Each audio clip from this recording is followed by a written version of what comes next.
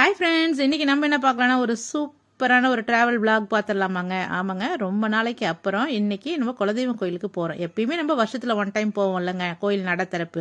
அதை பார்க்குறதுக்கு தான் பசங்க எல்லாம் லீவ் போட்டு ரொம்ப ஸ்ட்ரெயின் பண்ணி, லீவே கிடைக்கல, மந்த் எண்டு லீவ் போட்டு ரொம்ப ஸ்ட்ரெயின் பண்ணி இன்றைக்கி பார்த்துடலாம் அப்படின்னு சொல்லிட்டு காலையில் வீட்டில் டிஃபன்லாம் முடிச்சுட்டு ஒரு 10-11 மணிக்கு கிளம்பியாச்சு. அப்படி கிளம்பி கொஞ்சம் தூரம் அப்படியே போயிட்டுருக்கோம். அதுக்குள்ளே நம்ம தான் செல்ஃபி ஸ்டிக்லாம் வாங்கியாச்சுங்க. அதை வாங்கி அதை எடுக்கிறத பாருங்கள், வீடியோவை செல்ஃபி ஸ்டிக்கில் எடுக்கிறதே வீடியோக்குள்ளே தெரிகிற அளவுக்கு நாங்கள் எடுக்கிறோம். அவ்வளோதான் எங்களுக்கு தெரிஞ்சது. அதுக்கு அப்படியே ஒரு வழியாக மத்தியானம் ஆயிடுச்சு. அப்படியே ட்ராவல் பண்ணி மத்தியானம் ஆயிடுச்சு. இந்த ட்ராவல்லையே வந்து அக்கா ஹெட்ஃபோனை தம்பி தொலைச்சிட்டான். எப்படி எங்கே இறங்கும்போது எங்கே விட்டான்னு தெரியல, 2 பேத்துக்கும் சண்டை வந்து போச்சு.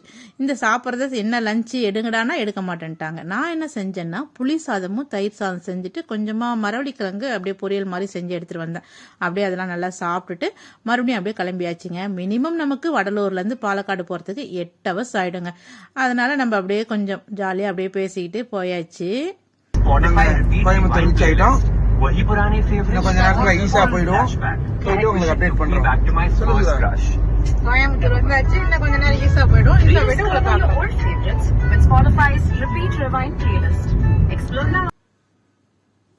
ஓகே ஃப்ரெண்ட்ஸ், அப்படியே கிளம்பி வந்தாச்சு. அப்படியே இன்னைக்கு எத்தனை மணிக்கு வந்தோன்னா ஈசாவுக்கு ஒரு கரெக்டாக ஒரு 6:30 மணிக்கு புடின்னு வண்டியை பிடிச்சி ஈசாவை பார்க்கணும், க்ளோசிங் டைம் வந்துட போகுது அப்படின்னு சொல்லிட்டு என் பையன் பொண்ணுலாம் ஈசா பார்க்கல.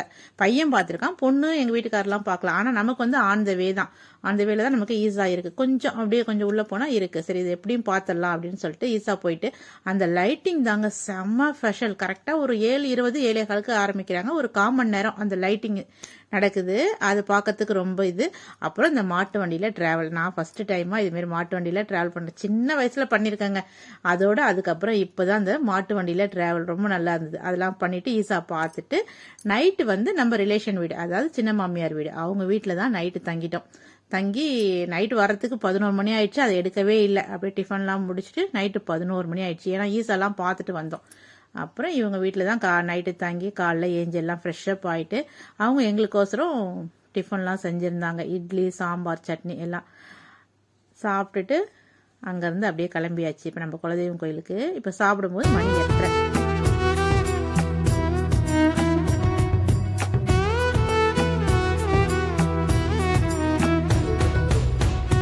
சித்தப்பா சித்தி அவங்க வீட்டில் தான் நைட்டு ஸ்டே பண்ணியிருந்தோம். நைட் ஸ்டே பண்ணிட்டு காலையில் ஃப்ரெஷ்ஷப் ஆகிட்டு டிஃபனும் முடிச்சுட்டு அங்கேருந்து நாங்கள் கிளம்பியாச்சு. இப்போ அடுத்தது நெக்ஸ்ட் என்னங்க, நம்ம எதுக்கு வந்தோம்னா இன்றைக்கி குலதெய்வம் கோயில் நட திறப்பு தாங்க பார்க்க வந்தோம்.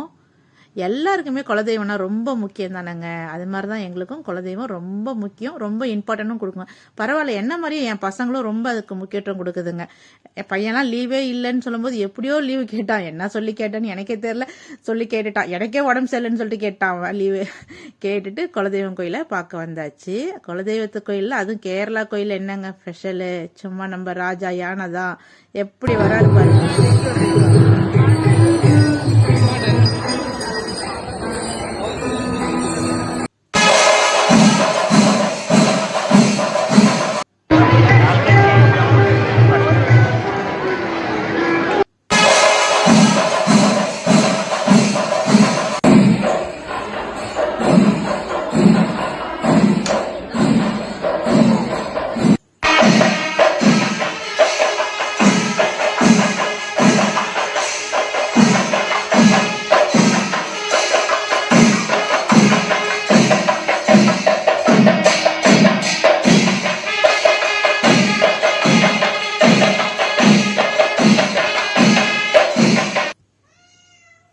அப்புறம் குலதெய்வம் கோயிலெலாம் பார்த்துட்டு அப்படியே ரிட்டன் கிளம்பியாச்சு. ஏன்னா யாருக்குமே லீவு கிடையாது. அதனால 2 நாள் தான்.